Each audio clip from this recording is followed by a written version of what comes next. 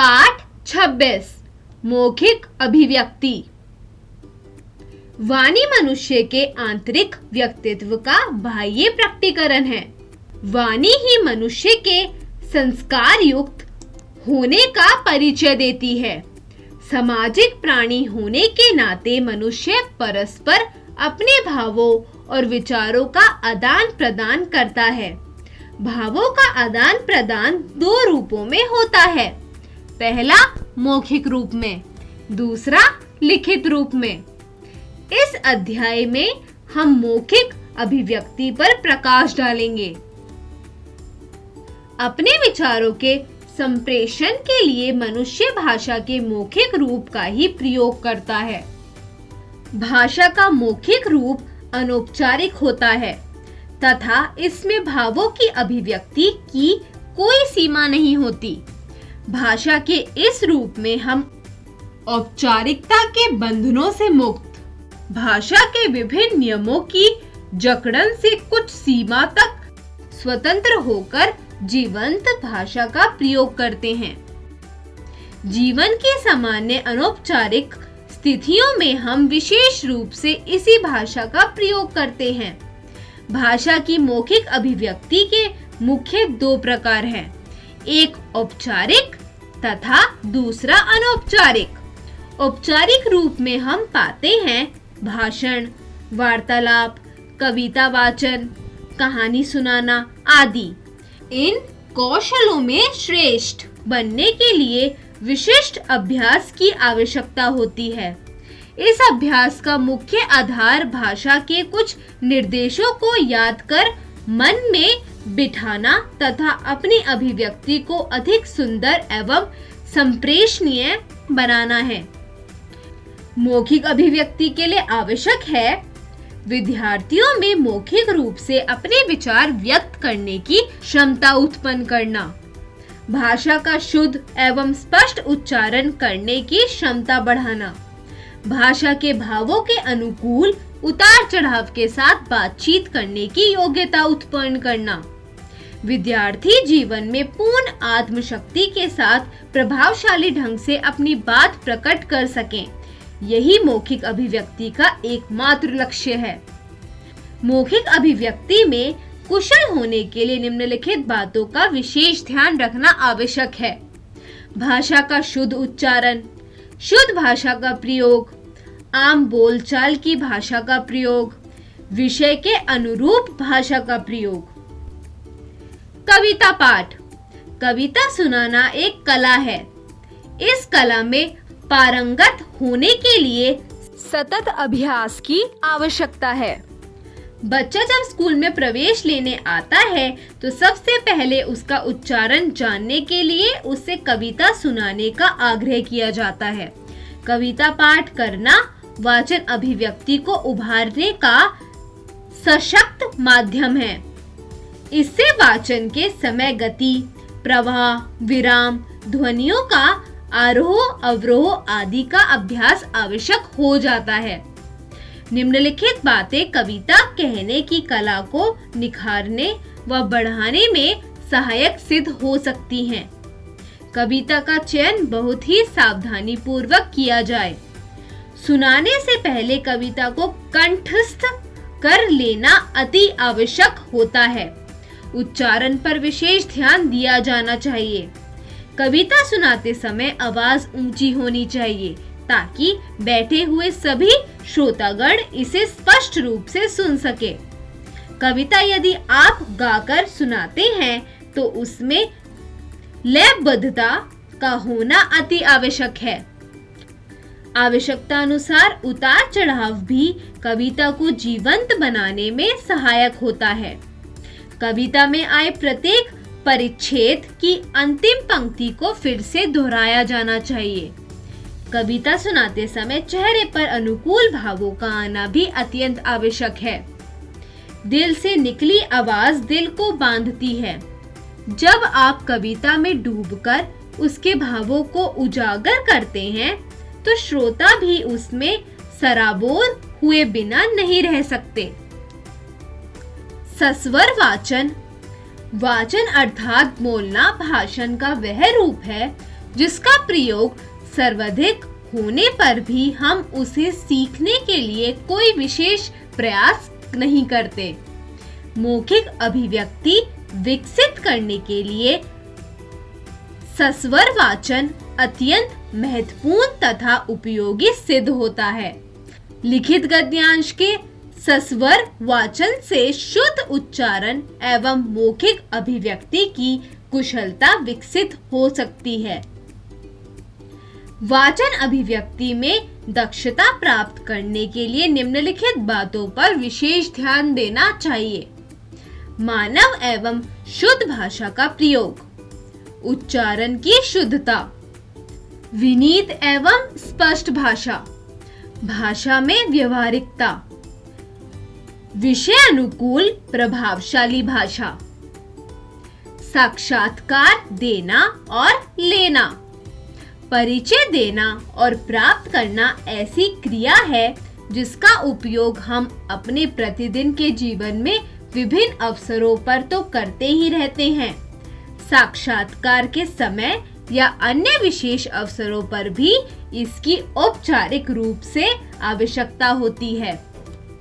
आधुनिक युग की आवश्यकताएं तथा प्रतियोगिता पूर्ण वातावरण को देखते हुए यह आवश्यक प्रतीत होने लगा है कि विद्यार्थियों को साक्षात्कार के रूप तथा अर्थ का स्पष्ट ज्ञान प्राप्त हो। उच्च शिक्षा में प्रवेश प्राप्त करने के लिए तथा अच्छी नौकरी के लिए विद्यार्थियों को विशिष्ट व्यक्तियों के समक्ष अपनी योग्यता सिद्ध करनी पड़ती है। उनके द्वारा पूछे गए प्रश्नों का संतोषजनक उत्तर देना पड़ता है। यही औपचारिक प्रक्रिया वास्तव में साक्षात्कार है। बच्चों में इस अभिव्यक्ति या कला का प्रसार हो, इसी इरादे से स्कूलों में परियोजना कार्य के साथ मौखिक प्रस्तुतिकरण को भी बढ़ावा दिया जा रहा है। कक्षा 10वीं 12वीं में विज्ञान के विषय में भी वाइवा साक्षात्कार का ही एक दूसरा रूप है। अतः विद्यार्थी को अपने आप में इस विधा को उभारने के लिए निम्नलिखित बातों का ध्यान रखना चाहिए। साक्षात्कार के समय अपने विषय का उचित ज्ञान होना चाहिए। अपने व्यवहार में औपचारिक शिष्टाचार रखना चाहिए। स्पष्ट और सारगर्भित मौखिक अभिव्यक्ति होना चाहिए। अपने भीतर पूर्ण आत्मविश्वास भरा होना चाहिए। भाषण विभिन्न अवसरों पर किसी चुने गए विषय पर भावोत्तेजक भाषा में अपने विचारों को क्रमिक रूप से व्यक्त करना ही भाषण है। आज के युग में बहुत से ऐसे अवसर आते हैं जब भाषण देना आवश्यक हो जाता है। भाषण मौखिक अभिव्यक्ति का उत्तम साधन है। विद्यार्थी के लिए इस विधा में भी पारंगत होना अत्यंत आवश्यक है। निम्नलिखित बातों पर ध्यान रखते हुए विद्यार्थी को इस कला को भी सीखना चाहिए। भाषण देने से पूर्व विषय पर अच्छी तरह विचार कर लेना चाहिए। उन विचारों को सुगठित एवं प्रभावशाली भाषा में लिखकर याद करना चाहिए ताकि आपकी भाषा का प्रभाव श्रोताओं पर देर तक बना रहे।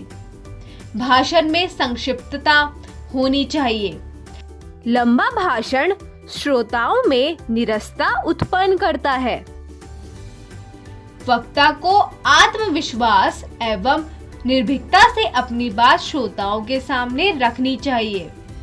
भाषण की औपचारिकताओं का जैसे कि संबोधन, हाव भाव, यथास्थान, रोचक प्रसंग अथवा व्यंग्य आदि का उल्लेख करने का भी विद्यार्थियों को ध्यान रखना चाहिए। भाषण में स्वाभाविकता होनी चाहिए। कृत्रिमता तथा दिखावटीपन वक्ता को उपहास का पात्र बनाता है। विद्यार्थियों को इस कला में कुशलता प्राप्त करने के लिए शिक्षकों एवं अभिभावकों का सहयोग लेना चाहिए। अपने घनिष्ठ मित्रों अथवा दर्पण के सामने खड़े होकर अभ्यास करने से इस विधा में कुशलता प्राप्त की जा सकती है। आशु भाषण आशु भाषण का आयोजन भी विद्यार्थियों के लिए अत्यंत उपयोगी होता है। माध्यमिक कक्षाओं में आशु भाषण का विशेष महत्व है। यह छात्रों की तर्क शक्ति और बौद्धिक अभ्यास में अत्यंत सहायक है। इसमें विद्यार्थी को विषय तत्काल दिया जाता है और विद्यार्थी उसी समय उसकी तैयारी करता है। यहाँ वक्ता को उसी समय क्रमबद्ध रूप से अपने विचारों को आयोजित करके प्रभावी रीति से प्रस्तुत करना होता है। आशु भाषण का यह उद्देश्य होता है कि विद्यार्थी किसी भी विषय पर मौलिक ढंग से तत्काल अपने विचार व्यक्त करने में सक्षम हो सके। आशु भाषण देने के लिए विद्यार्थियों में धैर्य, आत्मविश्वास तथा शांत रहकर अपनी बात व्यक्त करने की क्षमता उत्पन्न करनी चाहिए। प्रारंभ में विद्यार्थियों के लिए किसी भी विषय पर 1-2 मिनट का समय निर्धारित करना चाहिए और अभ्यास हो जाने पर इसे बढ़ा देना चाहिए। वाद विवाद दिए गए किसी विषय के पक्ष अथवा विपक्ष में अलग-अलग वक्ताओं द्वारा अपने विचार पूर्ण आत्मविश्वास, ठोस तथ्यों एवं युक्तियुक्त ढंग से प्रस्तुत करना वाद विवाद कहलाता है। इसमें वक्ता का मुख्य उद्देश्य किसी विवादास्पद मसले पर लोगों का ध्यान खींचना है। वे अपने अपने पक्ष की बात की पुष्टि करने हेतु अपने विचार प्रस्तुत करते रहते हैं। एक विषय के पक्ष में अपने विचार व्यक्त करता है तो दूसरा विषय के विपक्ष में वे अपने अपने पक्ष को मजबूत करने का प्रयास करते हैं। वे ऐसी कोई बात नहीं कहते जिससे दूसरे का पक्ष मजबूत होता हो। वाद विवाद में भाग लेने वाले प्रतियोगी को निम्नलिखित बातें ध्यान में रखनी चाहिए। अपने विषय को प्रस्तुत करने में पूर्ण आत्मविश्वास का प्रदर्शन करना चाहिए।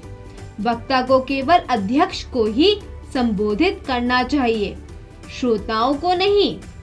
पूर्व निर्धारित समय सीमा का ध्यान रखना चाहिए। अपने कथन में हास्य व्यंग्य को सम्मिलित कर अपनी बात को रोचक बनाना चाहिए। यदि आवश्यक स्थान पर बल देते हुए आरोह अवरोह का ध्यान रखते हुए बात कही जाए तो उसका प्रभाव अधिक होता है।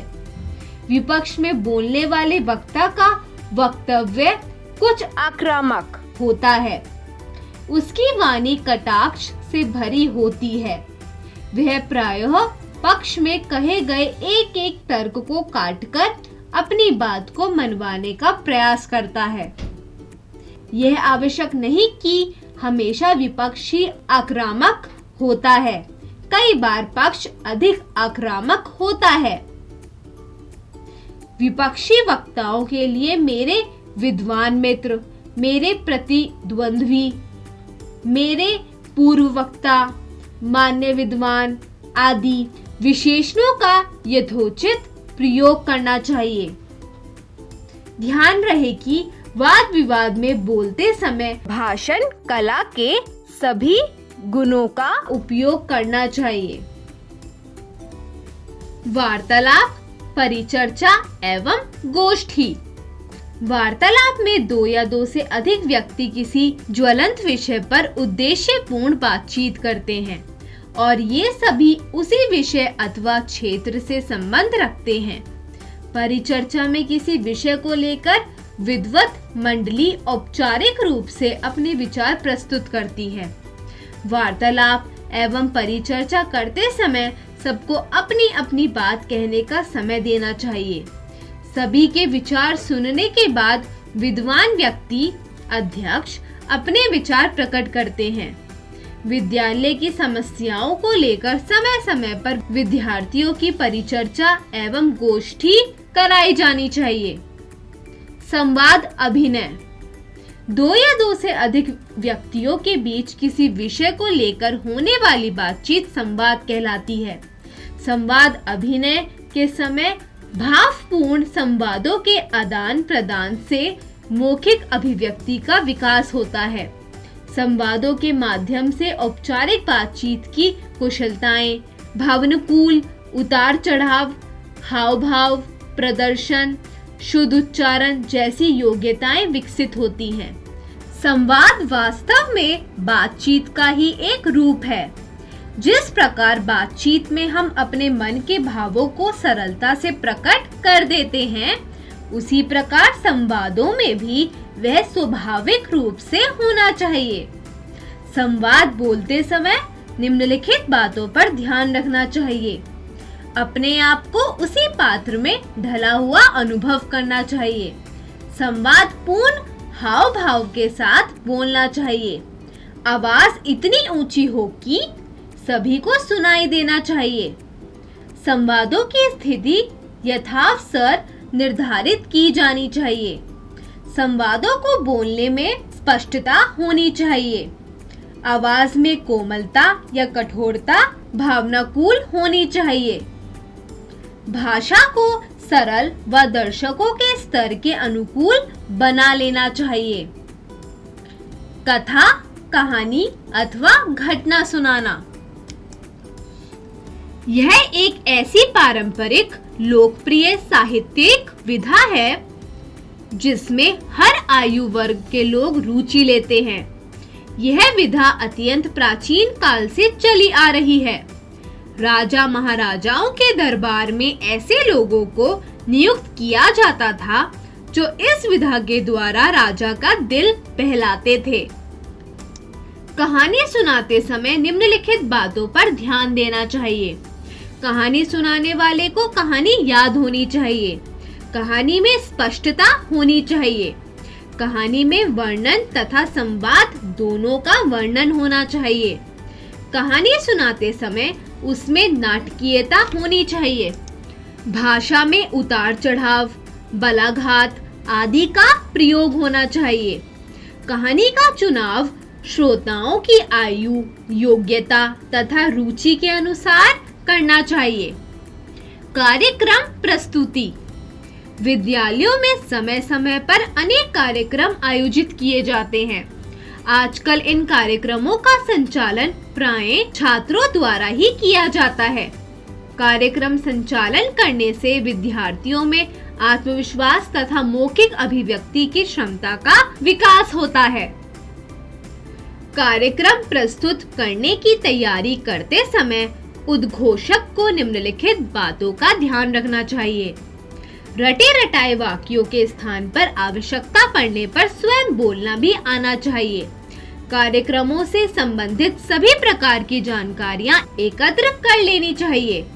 दर्शकों का उचित अभिवादन एवं स्वागत करने के उपरांत ही कार्यक्रम का प्रारंभ करना चाहिए। कलाकारों तथा कार्यक्रमों का परिचय देते समय काव्य पंक्तियों, सुकीर्तियों, शेर और शायरी आदि का सहारा लेना चाहिए। दर्शकों को शांत रखने तथा कार्यक्रम के बीच बीच में करतल ध्वनि करवाने का कार्य भी उद्घोषक का ही है। एक कार्यक्रम की समाप्ति या दूसरा कार्यक्रम शुरू होने के बीच में खाली समय को उद्घोषक को मनोरंजक प्रसंगों, काव्य पंक्तियों, घटनाओं या चुटकुलों आदि कार्यक्रमों से भरने का प्रयास करना चाहिए। अच्छे कार्यक्रम की प्रशंसा करना भी उद्घोषक का ही उत्तरदायित्व है। यदि कार्यक्रम के बीच में कोई विशिष्ट अतिथि आ जाए तो उनके अभिनंदन में 2 शब्द अवश्य कहने चाहिए।